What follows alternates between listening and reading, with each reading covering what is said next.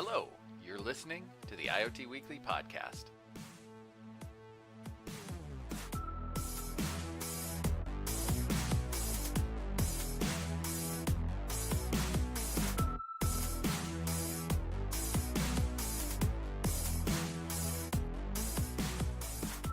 Hello, everybody, and welcome to episode number 22 of the IoT Weekly Podcast, brought to you by Gearforge Software.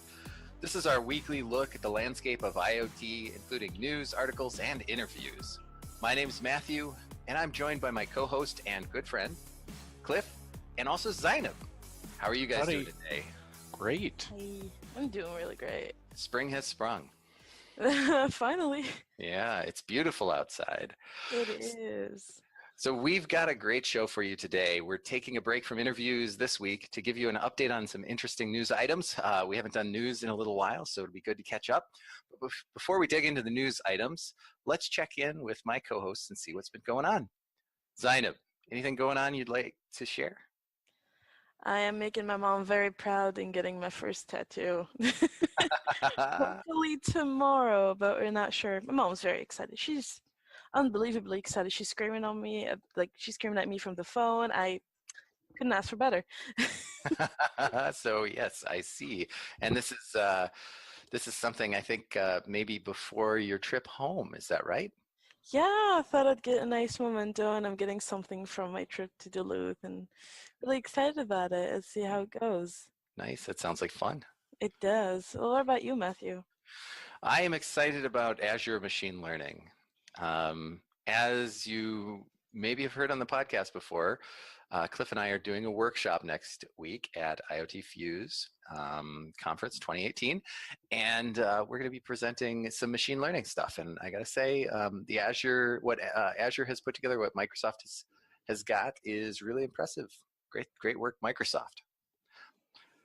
So that's pretty cool. Cliff, what about you?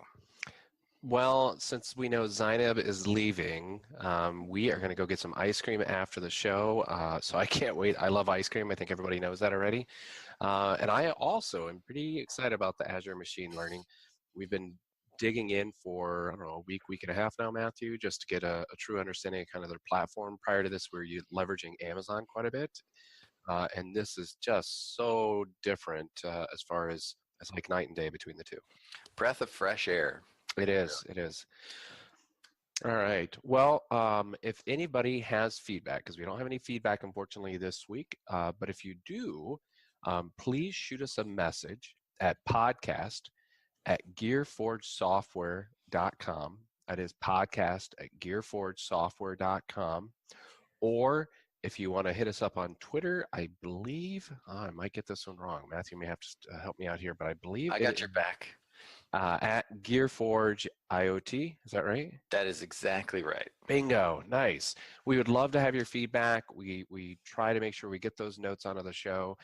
And we've had some great guests, and I know they are just as excited as we are about kind of where we're going with this show. So, Zeineb, how about our show sponsor? Oh, we got the IoT Fuse Conference as a sponsor this time.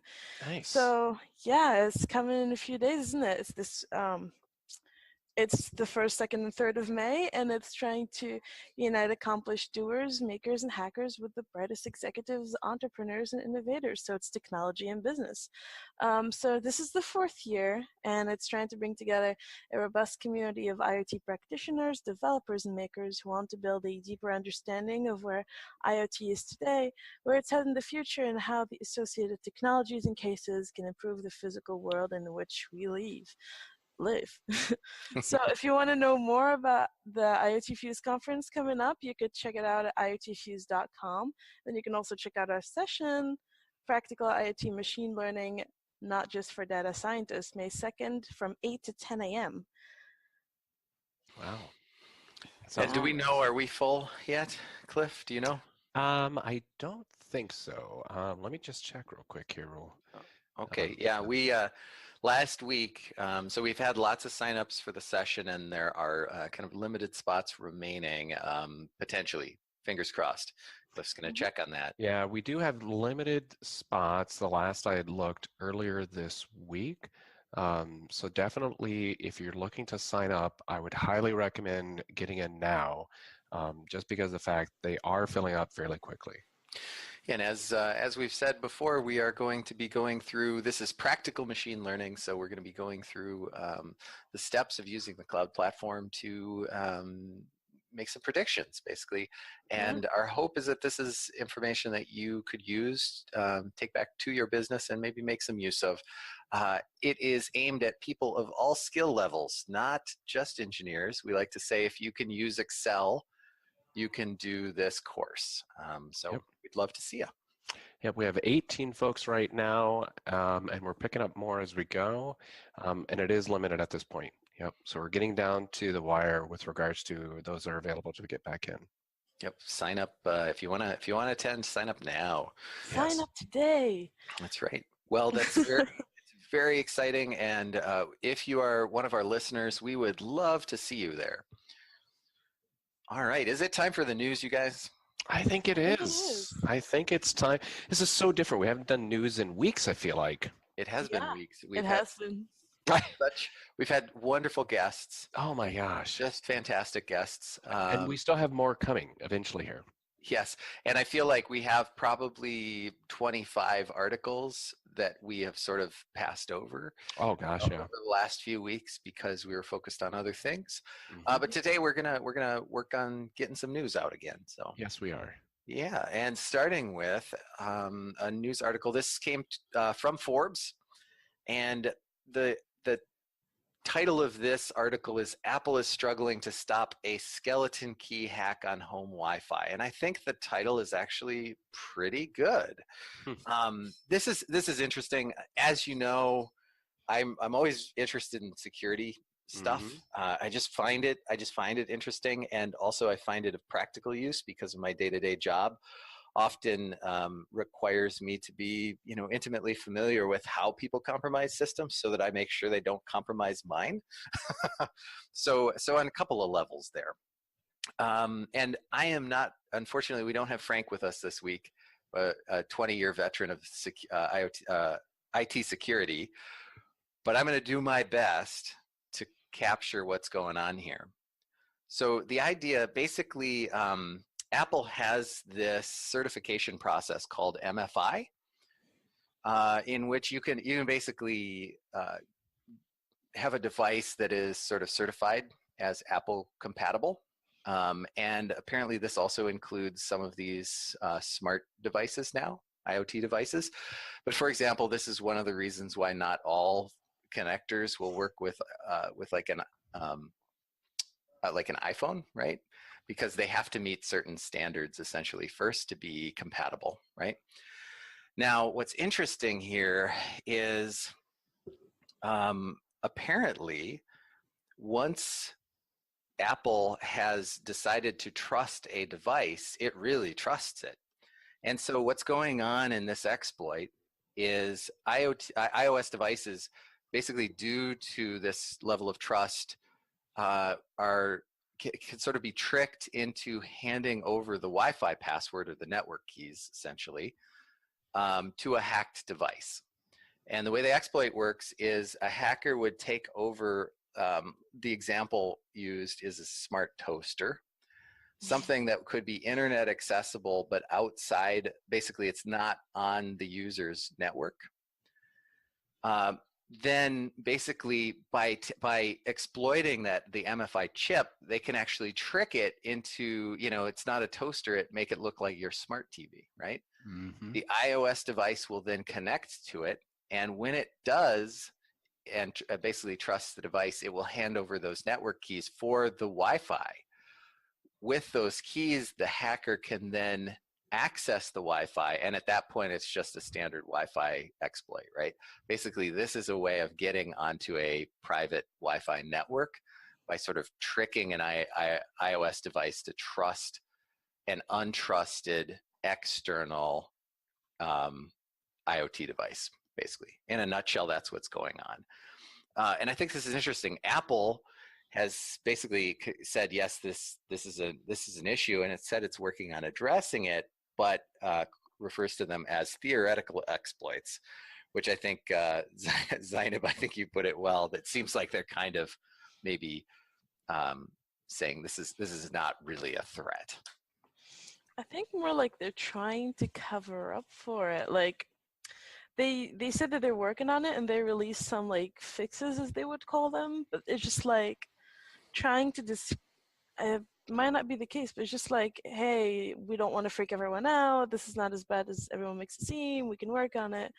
But I mean, at the same time, Bailey said that this might take years because you'd have to really get to the root of the problem. So it's just really knowing what exactly is happening right now. Yeah, and it's interesting because the fix involves basically they would have to change their stuff. They would also have to have anybody who's using MFI to update their stuff. And so the entire like ecosystem has to be changed, right? Yeah, Which it's is a significant change from the looks of this thing. yeah, it's huge. Now, I guess I could see this is like you would have to orchestrate this, right? But the fact that it's possible means, I mean, if the stakes are high enough, like this is probably not going to be used to break into somebody's home router, but you can think about like corporate networks, right? If the stakes are high enough, this would be an attractive well avenue. worth it. Yeah, exactly, right? It's like, well, you got to, you got a number of steps to follow, but once, if it's worth it to you, that seems like something that a hacker could pull off. So, and maybe that explains Apple's attitude too. Is it just seems somewhat unlikely, but I feel like now that there's a proof of concept in place, it's just a matter of time before something like this would be used to compromise something pretty serious. Yeah, my concern is not even on Apple though. I'd be shocked if there's not other folks that are going to be very similar to this, right? So Apple's got the MFI chip, but what other folks are doing something very similar to this and aren't nearly as concerned? I mean, that's the interesting piece. Well, you figure Apple probably has some pretty great engineers, right? 100%, yeah.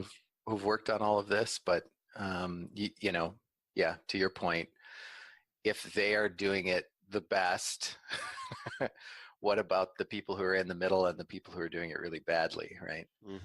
Yeah, I mean, the devices that are connecting is one thing, but now you've got others that just set and kind of drive from one to the other. That's just wild. It is. I mean, Apple is working on it right now. I don't know how much the things they're releasing are gonna help, but like they do recognize that it is an issue and they're trying to like getting more fixes out there, especially for the latest versions of iOS. I mean, maybe I'm making too big a deal out of this. Possibly. But it does seem like they've had, I mean, it wasn't that long ago we were talking about a flaw that allowed people to open your front door, right? Correct. Remember that? Yeah. Yep, and that was an Apple scenario, remember? Yeah, I totally do. And they patched it. They sent out a software patch right away, but it disabled some features and just makes me wonder. And I think also it probably highlights the fact that IoT is just hard. Yeah, I mean, what a curiosity too is you now have also, this is just iOS, right? But think about Android and how many different flavors you have out there, Matthew. I haven't read anything about this with regards to Android, but I'm just curious if anybody's looking at it from an Android side too. It's a great question. I mean, personally, I kind of feel like Android is just a cesspool for security anyway. Yeah. So yeah, I mean, it's got some. It could just be your could be Verizon that's got their own kind of version of it baked in, and if they're not thinking like this, I mean, Apple is very sensitive around this sort of thing. Absolutely. Yeah, I could see this being.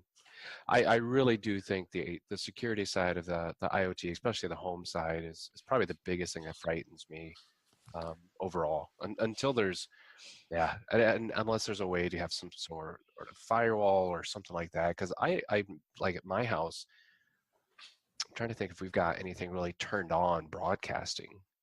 Not that I'm aware of, but there could be something, right? Right. Well, and you might not be aware of it, Yeah. right? Other than your phone, of course. Yep. Exactly. So, Zeineb, you want to talk about taxes? Oh yes, taxes. Who loves filing their taxes? Oh, trust me. You can ask Matthew, but we just finished up ours. Like, right. I mean, we're 2 days before, and that's normal for us. But Not, no, Cliff, you're really underplaying this story. My wife and I drove out in nasty, like ridiculous in a blizzard. blizzard. It took us like an hour plus round trip because it was so bad to go 2 miles to our accountant to sign our taxes because we're so down to the wire. We're getting I'll, close. I'll Let me say it. I have it easy. I don't technically do my own taxes. My That makes sense. scholarship provider does my own taxes. It's good. They just send me a paper. I sign it. Off to go. I'm good. Yeah. So, yeah, please go for it. Yeah. I was going to say definitely accountants are the way different. to go. I wouldn't want to do my own taxes either. No. Mm-mm. All right. Well, so this tax article, it's called Industry 4.0 raises numerous taxing issues, again from Forbes, because I love me some Forbes. And It's a good basically, source. it It is. is. It is a very credible source. And it's basically talking about with IoT and everything, you kind of have to, especially businesses that are based off of IoT, you kind of have to question how tax is going to work because it's been traditionally, as a concept, it's been catered to traditional businesses and kind of like a brick and mortar and all that. And so they question with the new kind of technologies, not just IoT, but also like machine learning and artificial intelligence and all that. They're questioning things such as, especially what an employee is. Mm-hmm. And I found that pretty interesting. It's like, well, I mean, you're starting to have more non-traditional contributors and all that. Um, the idea of an employee doing kind of your regular thing, like a cashier and all that, is just really obsolete. They don't want that anymore. Like an example is an entire bank that's just made up of robots. And so suddenly, like, the government is going to have to answer questions about things such as benefit systems and how the taxing works and how the employment system is going to affect taxes now. Yeah, I suppose because if you think about it, um, yeah, this could be really interesting as far as taxes and services and things like that. So, because a lot of times in the traditional world, it's like I provide you a service. We're located in this town or that town, right? But what if I'm deploying sensors across? And I've got sensors all over the globe, and that's my service. Am I charged within those individual states also then from that standpoint, right? Yeah, it's a great question. I think I told you this story before, but we were going to meet with some representatives, technical representatives from Amazon. And at that time, Amazon did not have an office in Minnesota. And if you Yep. remember, there were some headlines about them, being some court cases around Amazon not wanting to pay taxes in Yeah. state, right? Even though they were doing business in those states, but their claim was we don't have an office there. We only ship to those states. And so they were unwilling, the representatives, they were unwilling to set foot in Minnesota at that time. Now Amazon has, lots and lots of employees in Minnesota, but at the time they didn't. They would not cross the border. We had to go to them. So we drove over to Wisconsin, I think it was Wisconsin at the time, to meet with them, right? Mm-hmm. Because they had an office there or something. So so I think that's kind of what you're talking about, right, Cliff? Like what That's entirely. constitutes doing business? That's exactly because with the reach of these sensors and edge computing and everything else, I mean, how far? I mean, that really pushes the boundaries, doesn't it? Across. I mean, I could be located in Minnesota, but be operating in all 50 continental states. I mean, that's the interesting piece. Yeah, and also I think the crowdfunding aspect is kind of interesting because there are technology has allowed lots of different, I guess, different ways for people to make a living or supplement a living. And so there may be more cases in the future of individuals doing many things for an income instead of what we think of, in the past, which is you have a job and you work there, right? Do you guys have any idea what's the tax implication for cryptocurrency? I don't know, but I just noticed I got continental United States wrong. There's 49, not 50. Mm-hmm. So I don't, I know there is definitely tax with regards to cryptocurrency. I believe it's just capital gains is my understanding when I was listening to an article the other day. Okay, yeah. Because a lot of folks are like, oh, I don't have to pay anything. Actually, you do. And I think they said it's just like if you make a trade or do tips, I mean, you're supposed to be paying for that. Hmm. I would think that Is in that many cases, regulated? I'm guessing they're going to come back because I'd be shocked if they don't figure out a way to track that because there's definitely accounts and everything else. So I'd be shocked if the IRS doesn't eventually go after that because there's some big money there. There is. Definitely. Compared to my selling stuff at a garage sale, right? That sort, not so much. But I mean, honestly, some countries banned the cryptocurrencies precisely because they don't want to deal with all the taxing headaches and all that. Yeah. It makes you question how the global tax system is going to react to these technologies now. And it just, it's supposed to, at least as the rest of the article suggests, you want something more uniform, like you want an advancement and a change that is uniform and homogeneous throughout. But the fact that these countries have such different regulations and have different attitudes for how they accept these, whether they're not, and the extent to which, it makes it very challenging. Well, I mean, if you think too, just like I think one of you mentioned AI, right? Mm-hmm. So let's say what happens if you end up replacing an employee because AI can take over that job in the future? Is that considered maybe a taxable scenario? yeah, it's interesting, isn't it? I mean, the consistency thing too. When we were talking about GPDR, Yeah. the fact that big companies are, it's hard basically to manage a company across lots of different geographies because all of them have their own set of regulations and taxes. I didn't even think about it, but can you imagine? No. That would be a nightmare. And then after this, after some of these sort of things begin to shift, although I don't know, maybe they won't, maybe that won't be that different, right? I hope not. Yeah, It's because already a headache to deal with the current laws. right. Do you really want to learn that all over again? But I mean, is there really that big of a difference? Like even if you think about like crowdfunding, I mean, we know how taxes work in that scenario. Mm-hmm. I think your question about AI, Cliff, is good. What does the future of that look like from the government's perspective, right?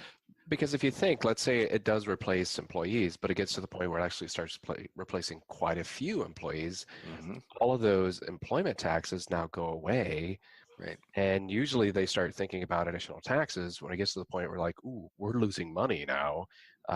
What do we do, right? Yeah, theoretically, those savings that would have gone into, the money that would have gone into paying employees will now be going somewhere else, right? Yes. Yep, And I agree. so It's more of a capital investment. they will never lose an opportunity to tax that. It'll just have to change. Yeah, they'll shift the tax scenario around that. My question is, what happens to the employees in that scenario? That's a great question. And then we're right back to Ready Player One. Yes, we are. All right. Do we want to talk about taxes anymore? Probably not. How about we talk about particle then, Cliff? Oh, sure. So we, as many folks know, as much as Matthew is interested in the world of security, I'm interested in the world of connectivity. We had the fortunate to talk with quite a few different companies that are now providing gateways and things like that. One of those companies that we had heard about previously was Particle, and they were looking at creating a gateway device. So it's the concept you have a gateway and then you have multiple nodes that essentially connect up to it. I really think that's a very powerful way to go about the Internet of Things, especially with these different devices. Trying to do a decentralized push with every single device having to connect up, I think is going to be, it's already problematic, right? I mean, we already struggle with IP addresses. Can you only imagine, Matthew, um, what that would mean? No. So the particle mesh was actually supposed to ship on July 28th, but apparently they're having some troubles there. I've got the actual in the show notes that actually says why, but I'm gonna explain. And then this was actually, again, we're keeping an eye on this thing, but it says why has the ship date slipped? Well, the particle mesh family features cutting edge communication protocols like Thread, Bluetooth 5, LTE, M1, MB1, which require entirely new silicon that in some cases has never been deployed in a product before. There are benefits to working with these new powerful technologies, but it also means their engineering teams are working through new challenges like limited access to hardware samples, quickly evolving chipset SDKs, and unexpected firmware bugs. It sounds like there's definitely some issues with regards to the production process of this thing. So I would not be surprised if this gets pushed out even further from September. Mm-hmm. Well, yeah, it's interesting. So the move was July 2018 to September 2018, right? Yeah, that's 2 months. It doesn't seem like a lot. And we've had to deal with sourcing issues and things like that, and Mhm. weeks and months go by very quickly. Yeah, I mean, it may mean that they are pretty close. They just need a little bit, Yep, a little bit extra. sure. But you might be right. I mean, it is awfully hard, as you well know, it is awfully hard to predict timelines It is. for technology products. Well, and on top of that, if you just have the software side, but then couple it with the hardware, it's even more difficult to actually do that. Mm-hmm. So Absolutely. we will keep an eye on this, but definitely interesting that it has slipped. And we might be one of the first folks breaking this story, actually. That's very exciting. I We've got a know, isn't scoop. it? Yeah. We've got a scoop. Yes, we do. All right, Matthew, is there another security issue coming up here? Yeah, I wanted to talk about this one. So I'm this is an excited about this. I'm going to say Are so. you? This is an article from Okay. internetofbusiness.com. I'm going to preface this by saying I am less sure that this information has been very well sourced. It's not as clear to me, like Forbes, right? Not as clear to me where all of this information is coming from. So with that caveat in mind, we'll kind of go through the story. Basically, the NSA has submitted 2 new encryption algorithms to the ISO, International Organization for Standardization, related to IoT. So these were 2 new encryption algorithms, and they have been rejected by the ISO. The algorithms are called Simon and Spec, and the Register in the UK is reporting allegations of threatening behavior by US security officials, and Germany, Japan, and Israeli academic and industry experts have kind of questioned these algorithms and why they were being pushed, saying they're not sure if they're being pushed for because they're technologically superior or because the NSA knows how to crack them. And that's why they want to try to promote them. So there's a lot of suspicion, it sounds like. Additionally, the ISO has stated that these submissions have not had the rigorous technical information to go with them to support why they should be supported. So they've rejected them. And I think it's very interesting, and it says something about the sort of state of trust and, the debate around encryption, sort of that whole discussion that happened when the FBI had the iPhone, right? And it's like, well, should the FBI be able to force Apple to help them crack it? This is sort of a next step here. I think the NSA having the activities of the NSA over the last 10 years, having essentially spied on foreign countries Yeah. without them knowing, and Mhm. backdoors, and all of this stuff is kind of coming full circle here with people saying, well, we don't really want to play that game. Hmm. What do you guys think about this? It's really, I mean, it does feel really shady. I Mhm. do wish there was a little bit more, like you said, backing to understand, but just the fact that they said we're not moving Mhm. forward with these because they wouldn't provide the technical um, specifications around this is really, really somewhat shady, I guess you'd say, Matthew. Um, it just rings rather uh, similar to what happened years ago, right? With regard to the NIST standards. Hmm. Yeah, absolutely. I mean, I'd like to know a little bit more about where this information is sourced from, but it's Yep. been picked up all over the place. So, the various security companies, Bitdefender is reporting it, like everybody's picking it up, but it's hard to know how much of it is legitimate information and how much of it is just echoed, right? Yep. So, I mean, but go it's ahead, kind Zeineb. of, I think it's really strange that no big news source kind of picked it up though. I mean, Yeah. the the register is at, I guess, the biggest and one of the least biased ones, but it's all the way in the UK, and I'm like, that's a bit strange. I have to say that it hasn't gotten to bigger names in the US, but I mean, it got to the least credible ones in the US, and so it kind of makes you question just how complete is the story. Yeah, that was exactly my point in Mm. kind of putting a caveat out there, is it seems like a big deal, right? But I'm also not seeing a lot of information on how, like, who are the sources of this, Exactly. where's the raw info. So we'll watch as it develops, but I do think it's interesting. Hmm. Mhm. All right. Well, I think that just about wraps up the news for this week. If listeners have any feedback for us, you can shoot us a message at podcast@gearforgesoftware.com, or you can connect with us on Twitter at GearforgeIoT. So, guys, do you have anything fun planned for the weekend? Cliff, how about you? Well, I think like you mentioned, it's actually nice out for once here in Minnesota. So it's time to, I'm spending every hour I can outside. So I'm going to be building a garden box with my son. So no technology whatsoever except for a saw. So it's all hands-on labor. Are there going to be some sensors in that garden box?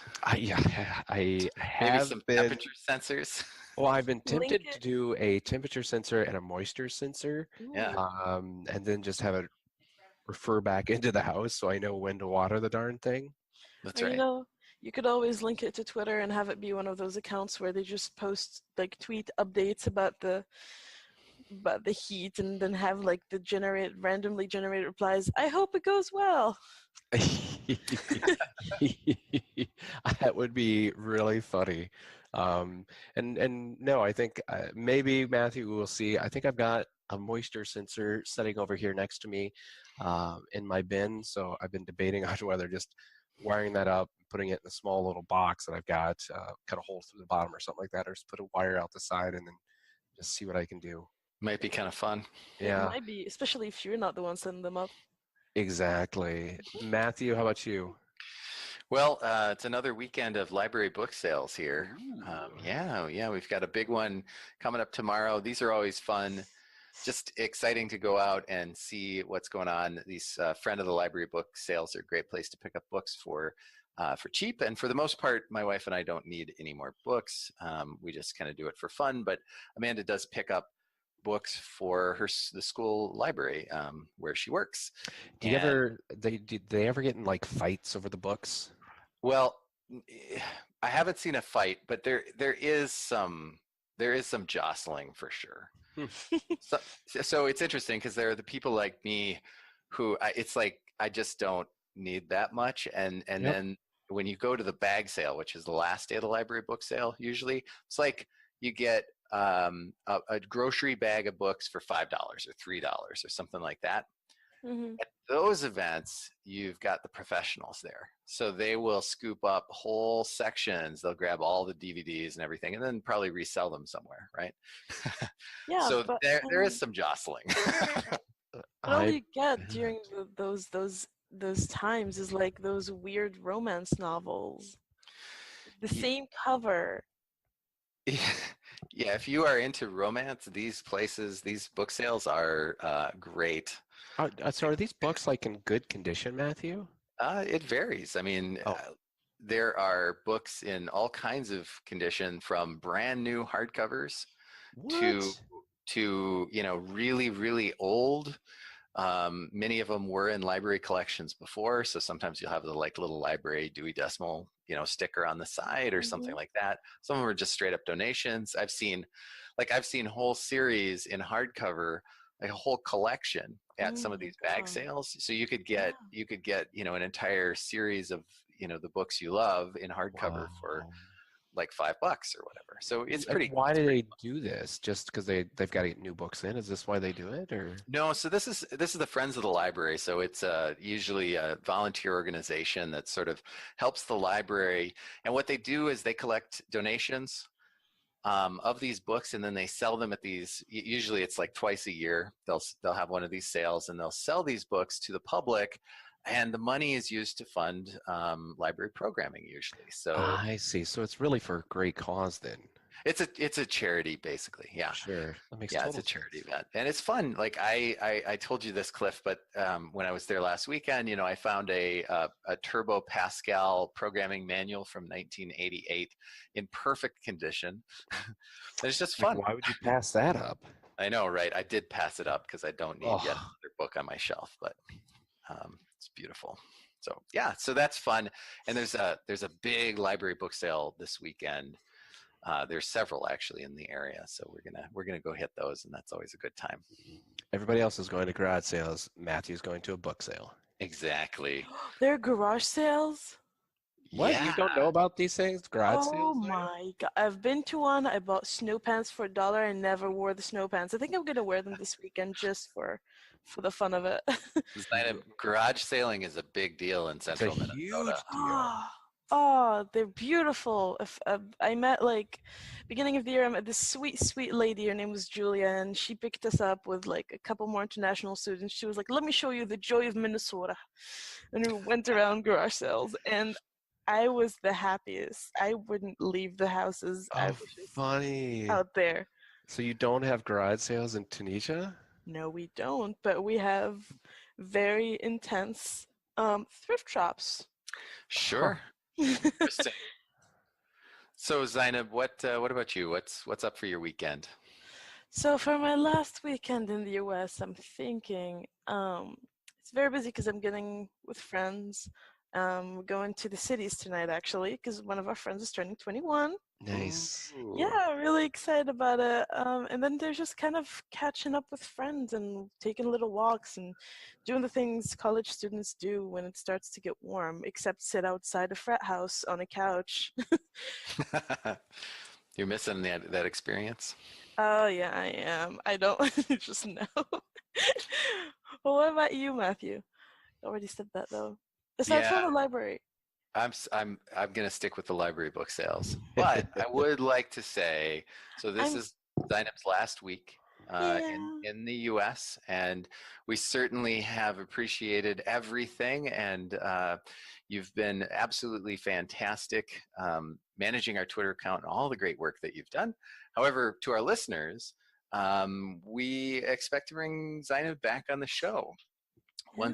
once she's back home, and she can join us for episodes as often as it's convenient. So Yes, we look forward to that and can't wait to have her back. yeah, so I'll Zainab, thank you again. thank you. We'll I'll make miss sure to pop in when it's like winter and you guys are freezing and I'll be like, yeah, it's real warm here. you. Yeah, I look forward to that too. Thanks.